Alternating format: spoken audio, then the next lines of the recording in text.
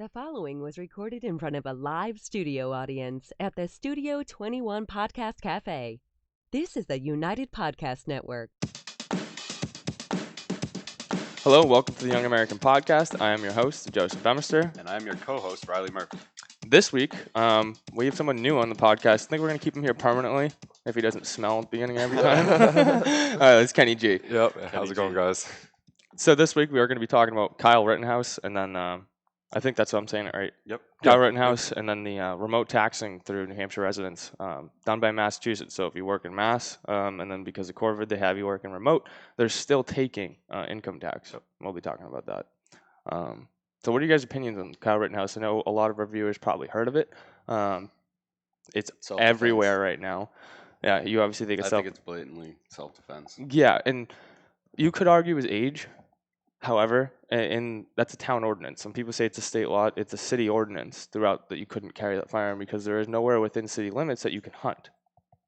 However, it doesn't say you can only carry the long rifle while you are hunting. It says you can only carry the long rifle because you're 17, because you can hunt. They give you that right because 17-year-olds can hunt, not specifically like during the action. It's interesting. I feel like they're not going after his age as much because of the other.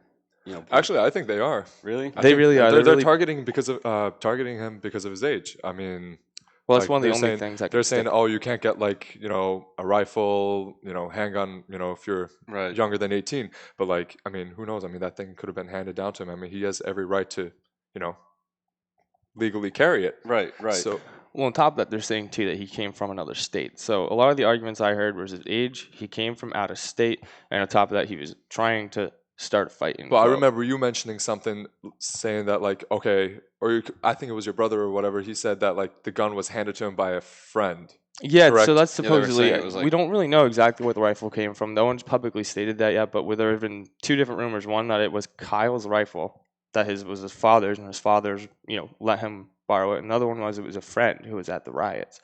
But it's funny, if you go into social media, you can clearly see that he had that rifle beforehand. Exactly. So was it a family member who let him borrow the rifle, or was it actually truly his rifle? Yeah. He was cleaning up graffiti earlier that day. He was washing graffiti off that day. He had the rifle on him at that point, did he? Not when he was cleaning, not during the graffiti, because that was early in the morning before the riots were starting. So he was doing from the night before cleanup, and then he went to, I'm pretty sure it was a grandparents' car dealership, and he had first aid training, which isn't a lot, but still better than nothing. And his apparent objective was to go around and ask people if they need medical aid, water, Band-Aids, cuts, bruises, maybe someone rolled their ankle, got hit with a bottle, something along those lines. But what we know what led up to the events of him, having to use that rifle is he was at the gas station where we saw all the videos. The first gentleman that he shot was the guy who had the mustache and the red shirt who was yelling, saying profanity, telling people to fight him, shoot me, getting in people's faces, apparently pushing people. And then what happened, why they went specifically after Kyle, is because if you watch the video, Kyle was the guy who came up to the dumpster that they were going to be pushing into they were going it. to try and blow up the gas station. He was trying to take out the fire within the dumpster. He uses the fire extinguisher. Yep. And then from there, we don't really know what happens besides Kyle was running away from the guy in the red shirt. Obviously, that really pissed him off. And then something got thrown at him in a bag. Now, it wasn't a Molotov cocktail like everyone was saying. It was people were saying it was an empty bottle in a bag. People were saying there was a bottle filled with urine in that bag because they were throwing bottles of urine, pepper spraying people at the gas station. They were just doing gross. At that point, though, if you put yourself in his shoes, you have no idea what this group of people is. Well, then on top of that, you can go to the New York Times. For our listeners, you can go to the New York Times if you disagree with us, and you can look at what the facts are in the investigation and what they've stated. They stated that Kyle was actually shot at first by the guy whose arm was blown off. They stated that Kyle was there peacefully and actually was there trying to help people. And then they also stated that Kyle went to the police and he didn't really just walk up to him like everyone said he did. In the video, you can see him with his hands up, his rifle hanging down, everything pointed down. Yep. I mean, which still, it's dark out. So they really can't see what he's doing, yeah, but at the same time, he did go and do the appropriate. He listened to what they were doing. He went and was hey, he wanted to get to a safe place. He was obviously very afraid for his life when he started shooting these. Oh yeah. You know, when he actually went as after a young these kid people. like that, I would be too. I mean, you're kind of like in the heat of the moment. I mean, like if someone's trying to attack you with like a skateboard, I mean, of course I'm gonna blast them. But then at the end of the day, you're like, okay, I did what I had to do. You have to I'm live just with gonna that. exactly, yeah. So like if I'm on the street and someone decides to come up to me with a skateboard and try to hit me in the head with it, I'm gonna take it as a threat of life. Threat, and I'm gonna shoot you. Yep. I mean, people were saying that he wanted to go there and start a fight, but I don't think a kid at the his end of the day, age. at the end of the day, I don't think he meant probably any knew harm. there I was mean, gonna I be don't think something. he with everything that wanted happened to go prior there. to Kenosha, with like there are riots happening everywhere. I mean, like people see this as like another riot, but like as a kid that is so young, I don't think he's gonna have bad intentions going there trying to cause more mayhem. But I think his previous actions of what he was up to earlier that week and day and night, I think he was kind supposedly of shown that he had good intentions. Yeah, well, he was like, also supposedly all there, around. like hired to do like armed security Supposedly. or like some sort of security. Unless you're 18, you really shouldn't be doing that. Like you can't. And I mean, we're all over 18, and we did it down the road when that whole shablam was happening. Yeah. Shablam. Yeah. When that whole situation was happening down in Methuen and the protests up in Manchester, we decided, we got contacted by a friend. We went down there. If something was to happen, it's a little different because we're not. If something were to happen, listen, viewers. We talked. Don't do what I did. Do not bring a bow and arrow. I promise you, it doesn't work. Kid shows up with a bow and arrow. Yeah, we that talked was so about it though. stupid. We're like, we really don't want to go to that extent. Like, that's the last thing we want to do is actually use, the guns. Well, that's the thing. Like, But when you're it there comes as a down to visual it, if deterrent. your life is in, danger, harm. Well, also, like, we had a lot of people who saw us, and they were customers in the business. Be like, what were you guys doing? Like, why are you guys, they kind of geared up per se. And we were like, well, we're not necessarily here. They were like, oh, you guys are ready to, protect this place. And like, we're really not. We're just there to make sure that we're here to protect the people in the business. We're not here to protect the business. If they have insurance. Okay, we're just to make sure if anything happens while people are there, that those people aren't in the building while it's on fire. That's pretty much it. The parts can be replaced. And people can't. People can't. No, yeah. so that's the thing. Like, and the whole objective of this is to protect the people, not to protect the business per se. However, the people are taking a stand in other parts of the country because there's a huge insurance clause. Like, if during a national emergency or a riot, if vandalism happens, we're not going to pay, or we're not fully responsible for your business. So people during the COVID hit of the economy right now, on top of with the riots and their business getting destroyed, and then the insurance not willing to pay as much as they should. Yep. And you saw what happened in people the are riots. people are going to start. They don't want to see their businesses burned don't down. be surprised if people are like, okay, I'm not going to get insurance money for my business. I'm going to lose my life if my business is lost. So I'm going to go put my life at risk for my business because that's all they have. Some people's businesses that got burned down and got vandalized. You saw that was their life. That was their life. You saw the guy with the car dealership. There were just pictures of every single car. That was Kyle's. That was the car dealership he was at. They boarded it up because they were able to kind of. But at the end save of the building. After everything ended, I mean, dude, all those cars were just destroyed, dude. Well, and they were taking like poles. So if you watch in the video, they have like these 20-foot poles in the video when Kyle shot the first individual, and they're smashing, like they're trying to get in the cars and stuff, and they don't care. Like they're not there doing anything peaceful. They really weren't there protesting. They were just there for damage. Like I didn't think I saw one, like out of the people who are arguing with the armed individuals and the people who were like actually. Like around the violence, none of them had signs. None of them had like to make a statement. They were all like basically covering their face quiet. Physical statement. They were there to make a physical statement that like they don't like what the people were doing. They'll go whatever extent it takes. Yeah, which that played out. And that's the thing too. Kyle, like he wasn't using anything special in his rifle. He didn't have any fancy gear. He didn't have like any fancy training. Although you probably shouldn't be walking around without some training with a rifle, and I say that because Kyle probably wouldn't have been knocked down if he had the proper training.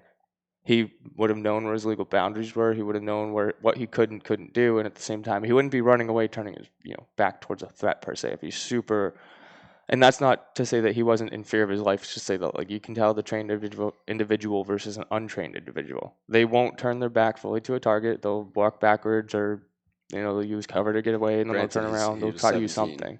That's the thing, too. He's untrained. He's what if it goes that's what I that, mean by that's this. But I'm going back and forth on that because what happened did happen, but at 17, like granted, he probably knew some more things than most 17-year-olds. Well, it also goes to show like the willpower. Like that kid probably knew he was going to die if they got his hands on him, and the willpower to live definitely you could see he was 100%. he was fighting those people like with every ounce of energy, and he wasn't like in a lot particularly. of 17-year-olds probably couldn't even pull that trigger. No, I feel like a lot of adults couldn't even pull that trigger, and a lot of adults probably couldn't even come back from when they had grip onto his rifle. Thank God he had a sling on. If he didn't have a good sling on, they would have just ripped that rifle, right turned it around at him. Kyle would have been dead right on the spot. He had a good sling on his rifle. They couldn't get it off him, and then he still had the willpower to get that rifle and some sort of muzzle control, figure out where he's pointing it, and then take a shot. But who knows? He could have not been pointing it. He could have just pulled it, but at the same time, he still got an effective shot. And that guy had a gun too. Yep. How do you think it would have played out if it was swapped? If Kyle's life was taken? I think they would have been telling him, they would have been making memes like, this kid's stupid. You don't have to protest with a gun. They would have been saying, making fun of him, kind of like we're our part making fun of the people who died. Yeah. But at the same time, you don't go after someone who's running away with a rifle. If they're coming towards you with a rifle and you have no choice, that's great. That's self-defense. No. But those people were like running after him, they weren't going to attacking him. Well, you saw the video of them beating the raccoon. Dude, at the same city. That says it all. Brutal, that says it all. That's what they were going to do to Kyle. Yeah. They were going to do that to Kyle. Kyle was going to be the raccoon. Yeah. But Kyle wasn't going to be the raccoon. No, he wasn't. He was not letting. He was not letting that happen. No, he wasn't letting that happen. I don't think he should be charged. Well, if you look at all the charges, I mean the only thing. They charged him with like 5 different charges, dude. I know. Yeah, it was like 2 different counts of murder. But I mean, most people are going to see. I mean, it's not very biased, but I mean. Personally, we see it as self-defense. But like anyone who really isn't biased or doesn't have like a political hate towards people with firearms, people on the right side of politics, if you really look at it from a non-biased standpoint, Kyle was in the right to use force. Now, people are calling him racist. I mean, we had these 3 examples. 2 of them were like beaters, like women beater, abuser, like abusive and stuff, and then one was a pedophile. Like, well, that doesn't have anything to do with race. The part has to do with race. I get that. It doesn't have anything to do with racist, but like people, like you see it on social media. Like, well, they're making these people a martyr. So they're saying, well, you shouldn't make Kyle a hero. He was a bad person. Yeah. Why are you making 2 pedophiles and a wife beater martyrs then? Yeah. Like if you're going to be honoring these people's lives and making them martyrs after what they already did. And then they're calling him, abusive too, because like, I mean, they saw, that video that was put out, him hitting a girl from behind, but like, do we really know it was him? I just don't think you can make those claims on that. Well, that's the same thing. Like if you look at it, it's supposedly 2 days away. Yeah. Or 2 days before that whole Kenosha incident. Kenosha. Wow, English, no elbow English. So he apparently hit a woman because of some sort of confrontation. But then you look at it and it's like, okay, this kid's got a haircut. This kid looks like it's different glasses. This kid looks a little heavier than Kyle, and he got into a confrontation with 2 guys afterwards. And there isn't really much to show, but at the same time, like in the video we saw of Kyle, he was pepper sprayed too. It's like his face was a little red and irritated at the time. But like even before that, when he's painting or when he's scrubbing the graffiti, he doesn't look like he got into a fight or anything. And that could have been Kyle, maybe not 2 days beforehand, maybe like a year or a couple months. But still, it just doesn't exactly look like Kyle. And I'm not going to say it's not Kyle. But I haven't seen enough on that. But at the same time, I'm not going either way. But you also know the way people, they'll do anything to portray exactly another image. Exactly that video. What they want. I mean, first of all, that's all I've been seeing online. Before Facebook and watched filled with it. Here's the thing, dude. Like those types of videos. Like, I mean, first of all, I look at it, I'm just like, okay, the video quality is terrible. I mean, that video could have been taken from a while back and then just reposted to make it look like it was taken 2 days ago. It could have happened 6-8 months ago, or maybe even a couple years ago, and then someone's like, "Oh, this happened 2 days beforehand," showing Kyle's character. Like he was violent, he was looking for a fight. Right. Like on top of that could not be Kyle.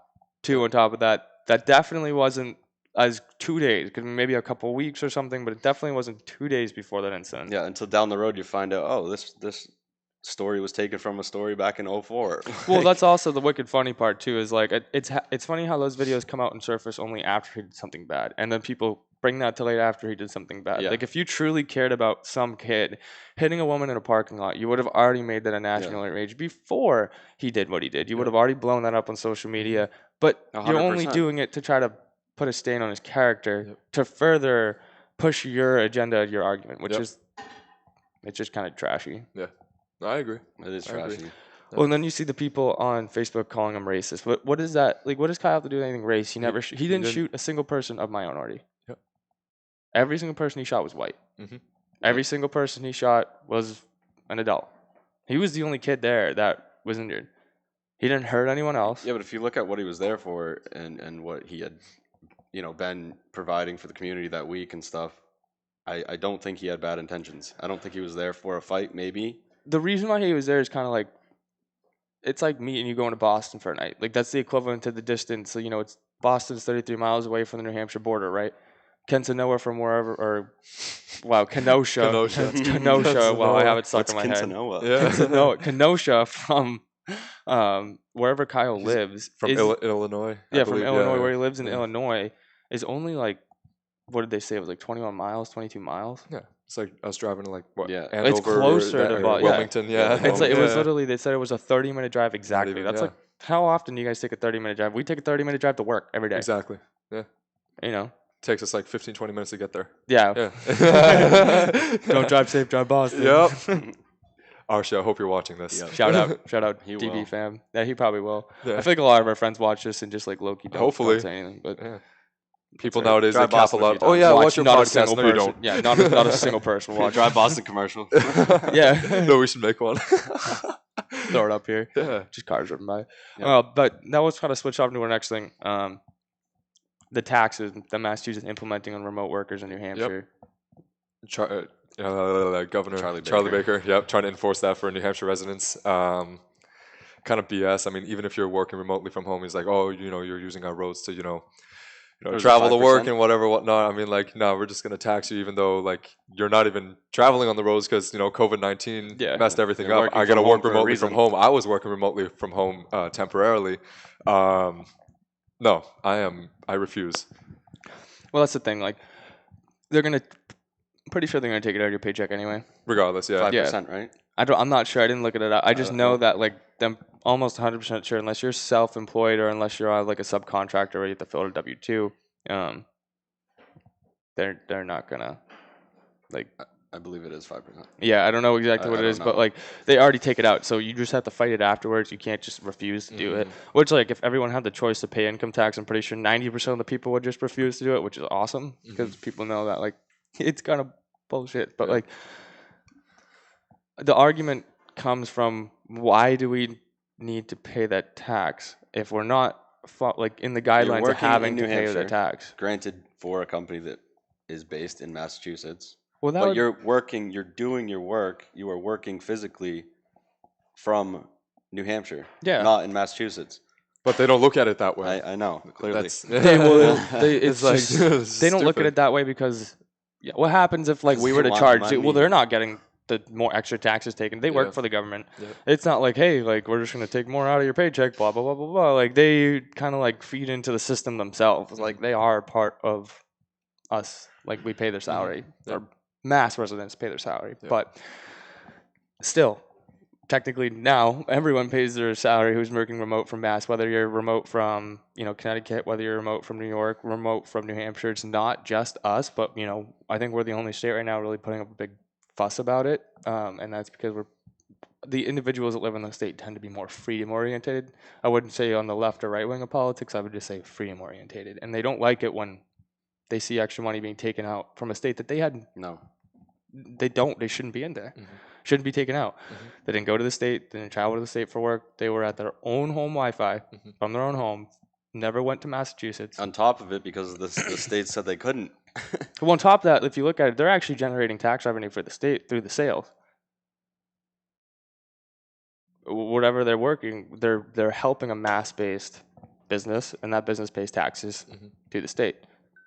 So why are you going to kind of shoot yourself in the foot, per se, when you're taking the workers that help generate your tax revenue and then put a bad taste in their mouth? They're not going to want to work for a Mass company anymore. If they're from New Hampshire, now people are going to say, all right, we kind of don't want to work for Mass anymore. We'll take a pay cut so we can go into New Hampshire because it's going to level out in taxes. What about in a scenario like this? You have a Massachusetts-based company with offices in New Hampshire. Well, I was just going to say that. Right. I was going to use Apple as whether it be Massachusetts-based, say it's based in California.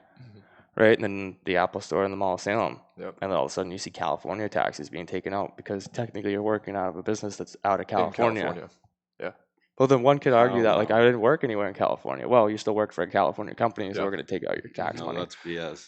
Yeah, they don't do that. There is part of the worry, but what they do, it's not tax-based, but what companies will try and do is apply California law, even though your office is in Massachusetts. Yeah. So whether it's something like health insurance, the requirement to hit health insurance might be 35 hours here, but it's 40 hours in the state that the company is headquartered in, they'll try and apply that law.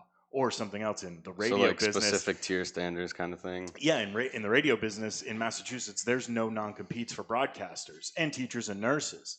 But if your company's out of Philadelphia, they're going to look at it and be like, no, we're out of Philadelphia. We're applying a non-compete, which doesn't apply in Massachusetts. So companies try and game it all the time, no matter where they are. Their home base will be in someplace favorable to them, and then you'll realize you're slowly being screwed over wherever you are. Yeah. And they play that game all the time, and it's dirty. Oh, I feel like anyone's going to try to get out of the way after paying a little bit more because it's just how they save money. If they can save money, they can make more money.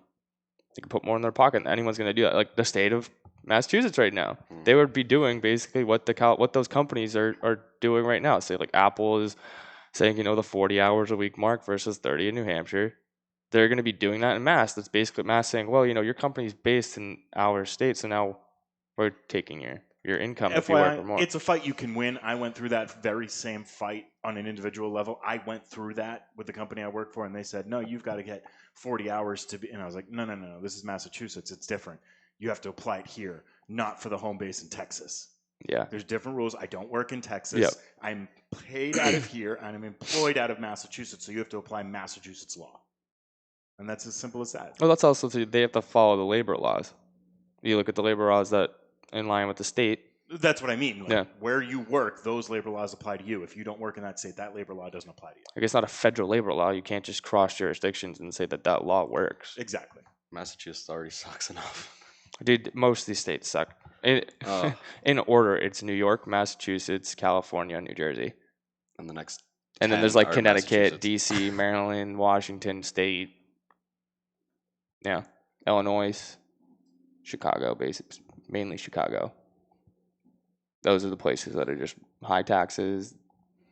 They'll do anything to take your income. Massachusetts just gets me though. It's right there, and it's like. Well, that's the thing too. Like you'll see the price difference at everything in New Hampshire and Mass right when you cross over the border. And Southern New Hampshire is so popular and has so much come up here business. For all kinds of stuff. Well, that's why, because they know it's not just the taxes. It's the cost of living up here. It's the cost of products up here. It's the taxes on literally everything. Oh my God, dude! The cost of living in New Hampshire is so not so cheap, but like much cheaper than living in Mass. Yeah, you go across the border, it's doubled. Yeah, what you have to look at though is when you're looking at taxes and you're looking at certain states, you have to look at major metropolitan areas. And that's usually going to be what's dictating it, not the fact that it's a state. It's usually when you have a big look at the states you just named off. Boston, New York City, Massachusetts, Boston, which is the cultural center of New England, really. Illinois, Chicago, California, you've got a couple of them in San Francisco and Los Angeles. It's that major metropolitan area that's really dictating it more so than the rest of the state is kind of dictating it. I mean, I may argue that, but at the same time, you look at like Florida, Texas, Arizona, and New Mexico, and they have huge like infrastructures and huge cities too, and their taxes aren't even as high as those other places. So I argue it kind of is like political demographics and their setup of social programs and how they spend things. Partly, but even if you go to those states, if you go to Florida, Jacksonville's going to be a little more liberal than when you go outside of that area. Same thing with Miami is obviously a very different place because it's such a transient city, transplant city. Perfect examples like Houston and Dallas. Super different political spectrums, but then you look at the cost of living too, and you see the cost of living is kind of associated with the political spectrum. Same thing goes for California. Well, that's part of the thing. When you talk about cost of living, it's always going to be higher when you have a major metropolitan area because businesses are there. So people actually not necessarily because I wasn't typically not okay. I was going to say it's not a hard and fast rule. Houston, I mean, cost of living in Texas is astronomically lower than Texas living up in New England. Like it's unreal. You're buying like massive mansion-sized houses for like maybe at most $1 million versus. What do you also have? outside of those, you have lots of land. Exactly. When you have lots of land, you can do it's dirt too. It's not rock. There's not a lot of blasting. There's not a lot of permits orientated with it. There's so much more work into getting a foundation done up here versus almost You can anywhere always else. just go pick up some land. And I mean, I just had a conversation with my neighbor who moved up from Dallas, just outside Dallas. Cost of labor. We're talking about our neighborhood. It's like, well, labor my $500,000 house in Massachusetts, if you put that in Texas, it's like $280,000. It's like half the cost of what it is in Mass. Like, we think the cost of living from Massachusetts, New Hampshire is big, but look at the cost of living just from New England to like down the south. Southwest. Yeah. Well, imagine moving from Texas to New England. Look at the Carolinas. Like, what the hell? Whoa! Yeah, seriously. This Snackers bar is right so back. expensive. If you don't believe what we're talking about with regards to this, look at the show Love It or Listed. Have you guys heard of that show, Love It or Listed? My dad used to watch that at work all the time. So I used to like compare my mom and my dad different. My mom would watch like the manly shows. Stupid my dad used to watch like HGTV. But what you'll see is they do the show out of the Carolinas. And those houses are so much cheaper, but they're so much bigger. Dude, yeah, I saw a house. It was literally like $300,000, and it was like 2,800 square feet. And I was like, that house up here would cost at least $500,000. You have a lot more land, and you have a lower population base. Yep. But I feel like down south, I mean, those states like Texas, I feel like I don't know. Texas is its own weird little animal. No, but like they have a lot of labor. So different. They have so many tigers. No, they have like they have a lot more like laborers down there than like. I don't like. Well, that's a lot of the jobs that's down the there. demographic down there as well. If you look, a lot of those people down there, there's more immigrants down in Texas just because they're closer to a border where there's a lot. Like if you look, there's not a lot of asylum seekers from, say, Canada. There are from Mexico. Mexico, a lot of the asylum seekers are going to be saying there's a lot of violence and crime down there, and they want to get out of there. A lot of corruption. So we're taking in more workers from Mexico, and they tend to stay down there.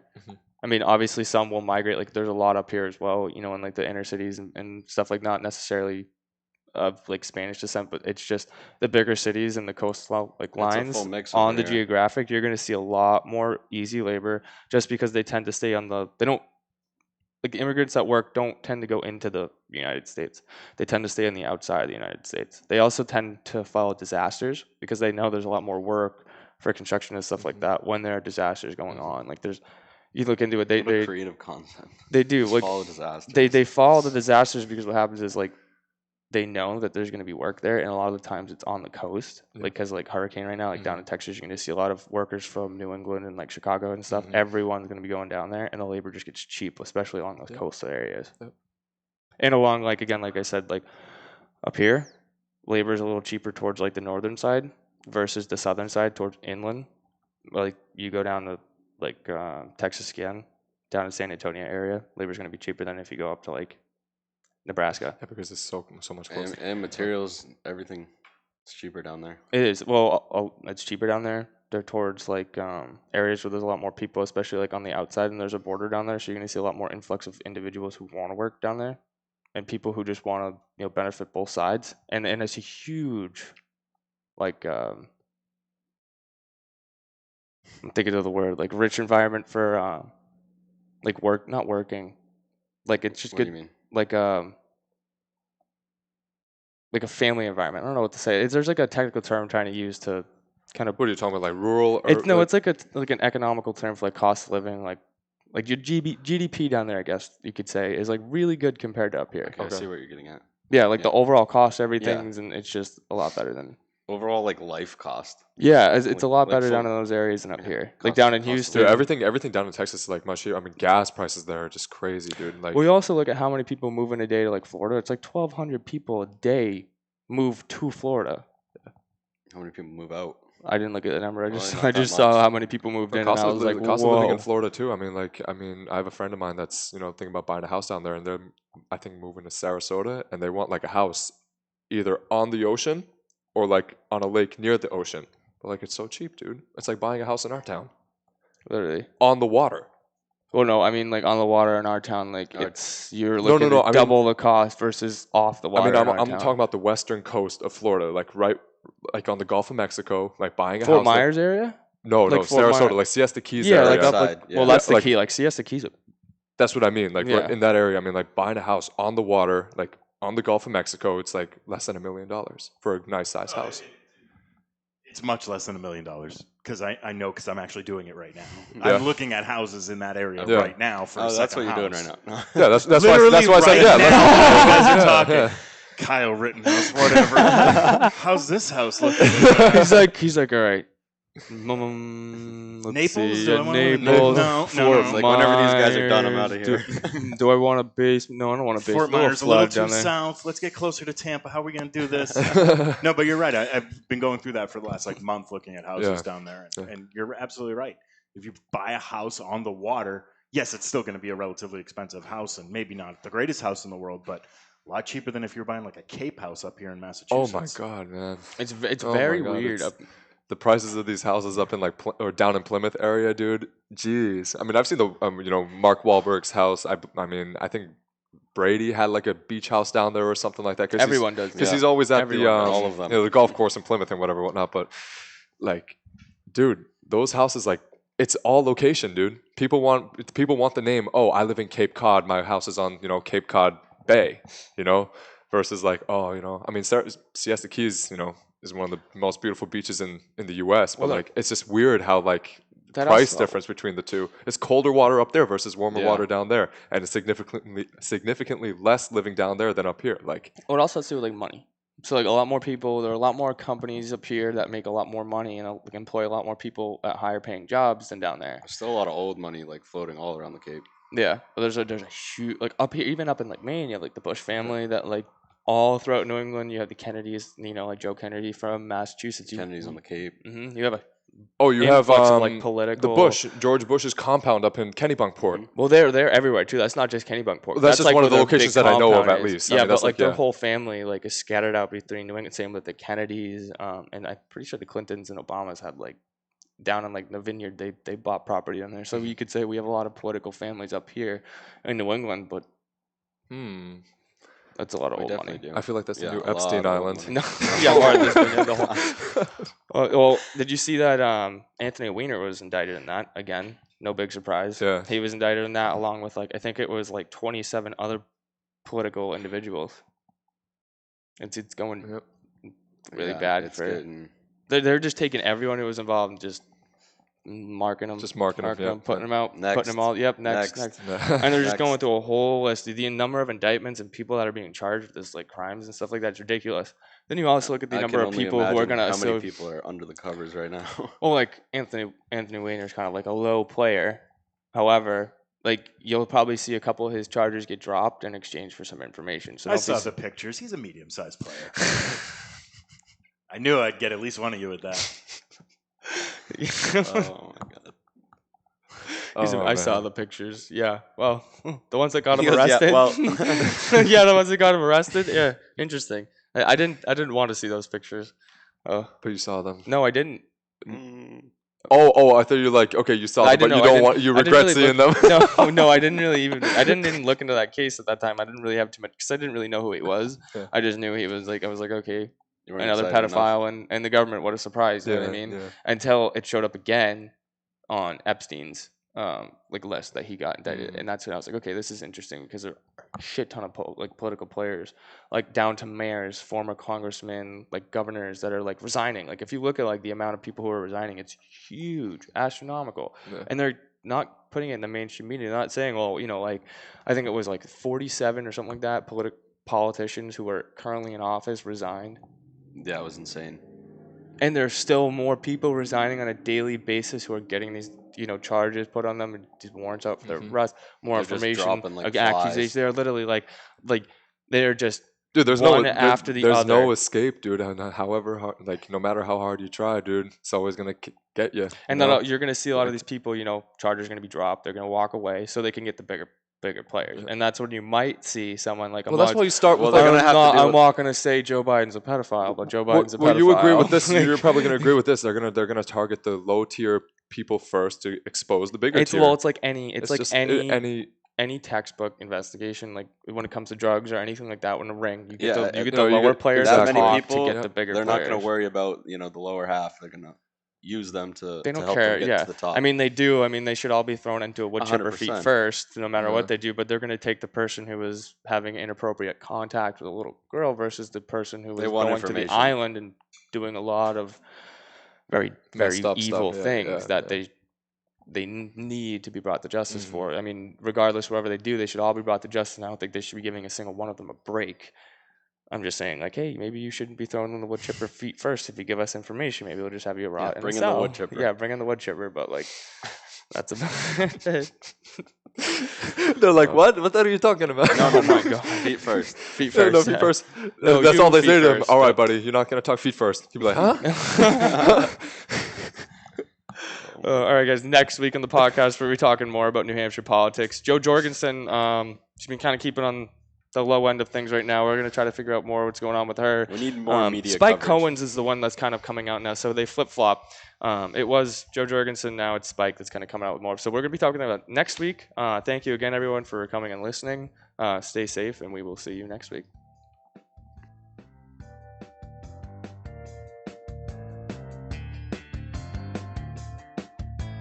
The views and opinions expressed by the hosts, guests, or callers of this program do not necessarily reflect the opinions of the Studio 21 Podcast Cafe, the United Podcast Network, its partners, or affiliates.